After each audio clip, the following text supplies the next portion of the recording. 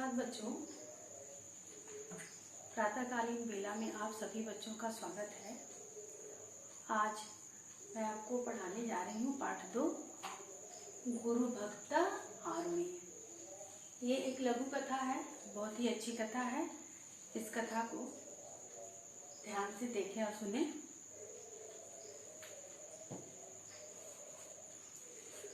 पूरा एक धौम्य नाम का महर्षि आसीत। प्राचीन काल में एक धौम्य नामक महर्षि थे। तस्य अनेके शिष्याः आसन्, उनके अनेक शिष्य थे। तेषु आरुणि नाम का अपि शिष्य आसीत्, उनमें आरुणि नाम का भी एक शिष्य था।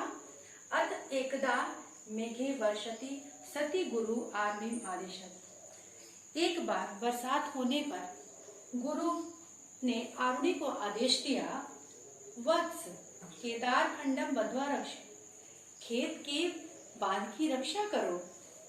गुरु आरुणि तत्श्रुत्वा क्षेत्रं त्वरितम् अगच्छत्। आरुणि तत्श्रुत्वा क्षेत्रं त्वरितम् अगच्छत्। आरुणि वह सुनकर तुरंत खेत में चला गया।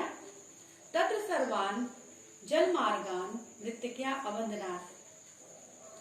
वहां जलमार्ग मिट्टी से, वहां सभी जलमार्ग सभी मिट्टी से बंधे थे।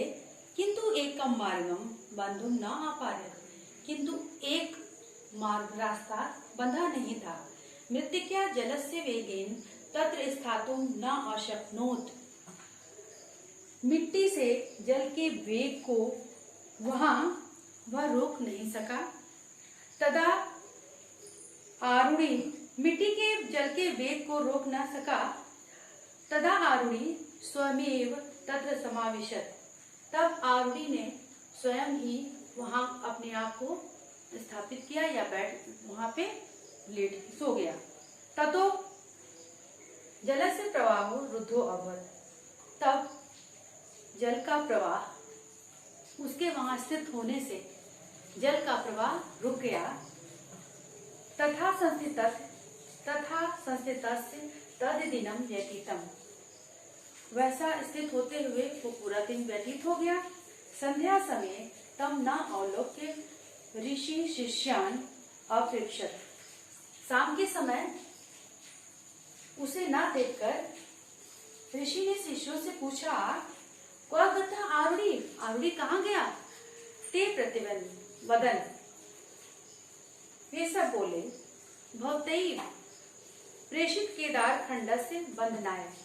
आपने ही तो उसे खेत को बांधने के लिए भेजा था। ततो अवदत्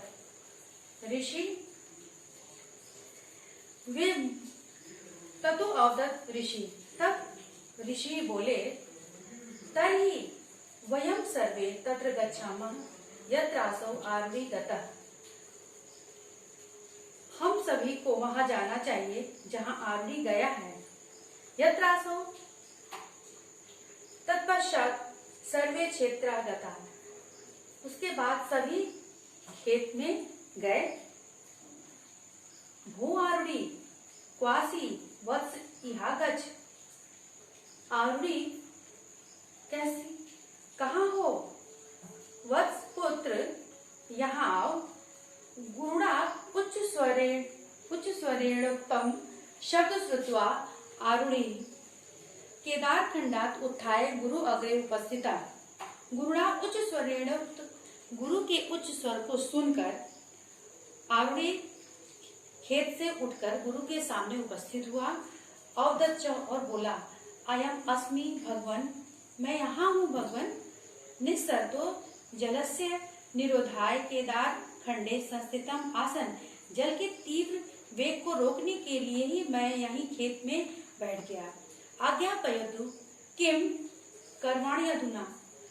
आज्ञा दे कि अब मैं क्या करूं? आरुणिना एव मुक्तः ऋषि तस्य गुरु भक्त्या विस्मितो अभवत्। आरुणिना एव मुक्तः ऋषि तस्य गुरु भक्त्या विस्मितो अभवत्। उसके इस गुरु भक्ति से ऋषि बहुत ही प्रसन्न हुए आश्चर्यचकित हो गए। प्रीतो अवदत्त और प्रेम पूर्वक बोले, पुत्र वत्स पुत्र, तुम मम अभूतपूर्व शिष्य, तुम मेरे अभूतपूर्व शिष्य हो। कल्याणम ते भवतु, तुम्हारा कल्याण हो। सर्वे वेदाः सर्वाणि शास्त्राणि च प्रतिभावन्तु, तुम सभी वेदों सभी शास्त्रों में तुम प्रतिभावान बनो। अयम ही मम आशीर्वाद, यह मेरा आशीर्वाद है। तत् आरूढ़ि गुरु प्रसादेन अल्पेनैव कालेन सर्वा विद्या अधीतवान। तब आरूढ़ि गुरु की कृपा से बहुत कम समय में ही सभी विद्या को प्राप्त किया। बच्चों, पाठ यहीं समाप्त हुआ, लेकिन इस पाठ के कुछ शब्दार्थ देखिए। पूरा प्राचीन काल में आसन थे, तेषु उनमें से आदिशत का अर्थ है आदेश दिया, रक्षा रक्षा करो, त्वरितम शीघ्र, समाविशत बैठ गया, तथा संस्थितस्य वैसा ठहरते हुए। इसमें शब्द आया है महर्षि। महर्षि जो होता है, महर्षि शब्द का संधि विच्छेद है महाधन ऋषि। महा शब्द में आ और ऋषि का अर मिलाकर ये हुआ महर्षि। ये गुण संधि है। सर्वान, सर्व, सर्वान का सर्वान, सर्व का पुल्लिंग द्वितीय व्यक्ति बहुवचन का रूप है। तेषु, तेषु का अर्थ होता है वह तद धातु का पुल्लिंग सप्तमी विभक्ति बहुवचन का रूप है। आसीत का अर्थ होता है होना। आसीत जो है अस धातु लंग लकार भूतकाल प्रथम पुरुष एक वचन है। आसन अस धातु प्रथम पुरुष बहुवचन है।